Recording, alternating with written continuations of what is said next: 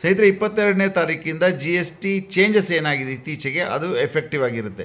So pre packed ಪ್ರಾಡಕ್ಟ್ಸನ್ನು ಯಾರನ್ನು ಮಾರ್ತಾರೋ, M R P expiry date ಅಂತೆಲ್ಲ ಹಾಕಿರ್ತಾರಲ್ಲ, ಪ್ರೀ ಪ್ಯಾಕ್ಡ್ ಪ್ರಾಡಕ್ಟ್ಸನ್ನು ಯಾರು ಮಾರ್ತಾರೋ ಅವರು ಖಂಡಿತವಾಗೂ ಅವರಲ್ಲಿರೋ ಸ್ಟಾಕನ್ನು ತೆಗೆದಿಟ್ಕೊಂಡು ಈಗಲೇ ಆ 22 ನಂತರ ಎಫೆಕ್ಟ್ ಆಗುವಂಥ ರೇಟನ್ನು ಕ್ಲಿಯರಾಗಿ ಅವರ ಪ್ಯಾಕಲ್ಲಿ ಮೆನ್ಷನ್ ಮಾಡಬೇಕಾಗಿದೆ.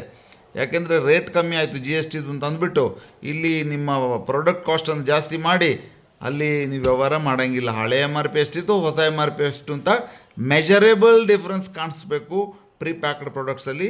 ತುಂಬ ಇಂಪಾರ್ಟೆಂಟು. ಇಲ್ಲ ಅಂತಂದರೆ ವೆಯ್ಟ್ಸ್ ಆ್ಯಂಡ್ ಮೆಜರ್ಮೆಂಟು ಹಾಗೂ G S T department double bonanza ಸಿಗುತ್ತೆ ನಿಮಗೆ, ನೀವು ಸಿಕ್ಕಾಕೊಳ್ತೀರಾ. ಆಮೇಲೆ ಇಲ್ಲಿ ನೀವು ಒಂದು ಮ್ಯಾನುಫ್ಯಾಕ್ಚರ್ ಆಗಿದ್ದರೆ ನಿಮ್ಮ ಡೀಲರು, ಡಿಸ್ಟ್ರಿಬ್ಯೂಟರ್, ಹೋಲ್ಸೇಲರ್ ಯಾರ್ಯಾರು ಅವರಿಗೆಲ್ಲ ಇನ್ಫಾರ್ಮ್ ಮಾಡಬೇಕಾಗಿದೆ, ಅವ್ರನ್ನ ಎಜುಕೇಟ್ ಮಾಡಬೇಕಾಗಿದೆ, ಅಡ್ವರ್ಟೈಸ್ಮೆಂಟ್ ಮಾಡಬೇಕಾಗಿದೆ.